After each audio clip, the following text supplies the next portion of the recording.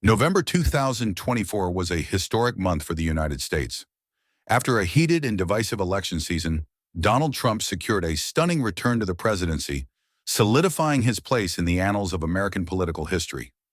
The reaction across the country was polarizing, with half the nation celebrating his victory and the other half bracing for what was to come.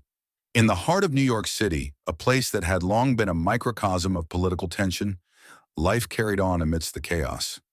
Towering above the bustling streets was Le Ciel Bleu, one of Manhattan's most luxurious dining establishments. Known for its Michelin-starred menu and exclusivity, the restaurant catered to the elite, from Hollywood stars to foreign dignitaries. It was a sanctuary of sophistication, where the troubles of the outside world were left at the door. Its owner, Alessandro De Luca, was a charismatic man in his late 40s, with sharp features and an Italian accent that added to his mystique.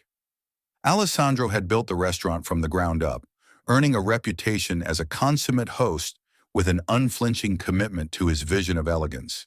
He had seen his share of controversies over the years, but nothing could prepare him for the evening that followed Trump's victory. It was the last week of November, and the restaurant was bustling with activity.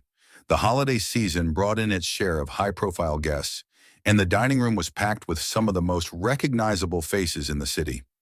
Alessandro was making his usual rounds, greeting patrons, when the maître d' approached him with a concerned expression. "Signor De Luca," he said in a hushed tone, "we have a situation. Barron Trump has just arrived." Alessandro raised an eyebrow. "The former president's son?" "Yes," the maître d' confirmed. "He's wearing the hat."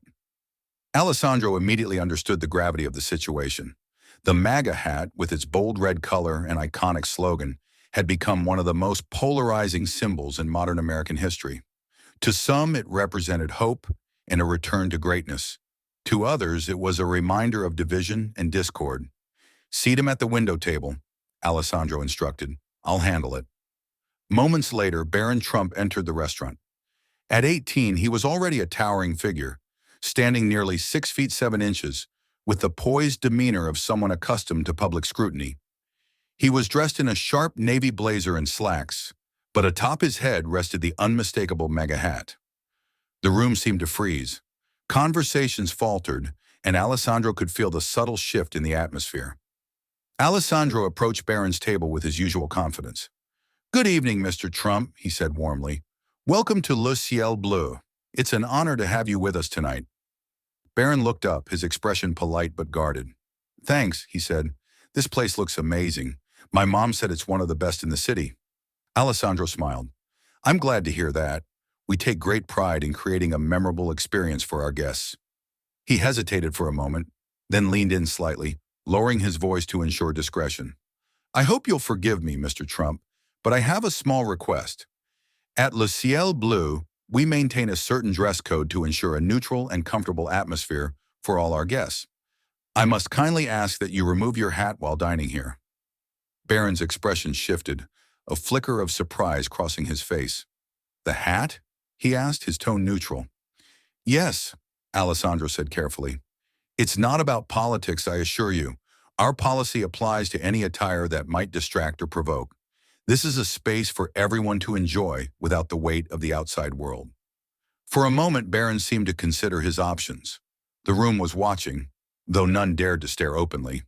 Finally, with a small shrug, he reached up and removed the hat, placing it beside him on the table.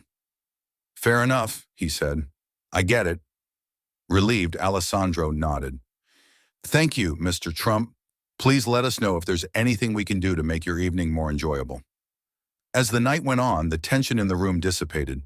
Barron dined with a small group of friends, enjoying dishes like black truffle risotto and Wagyu beef. Alessandro kept a watchful eye, ensuring that the service at Barron's table was flawless. By the end of the evening, Barron approached Alessandro at the host stand.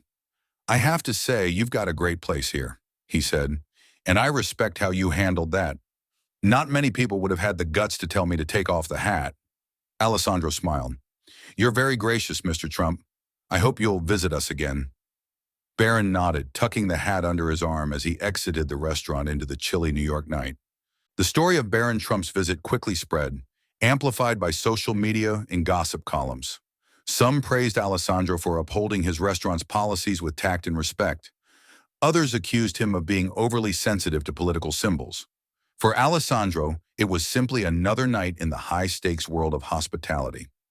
As he locked up the restaurant, he reflected on the encounter. In a city as divided as New York, his job was not to take sides, but to provide a sanctuary where everyone could find common ground, if only for a few hours over a glass of fine wine and a perfectly cooked meal.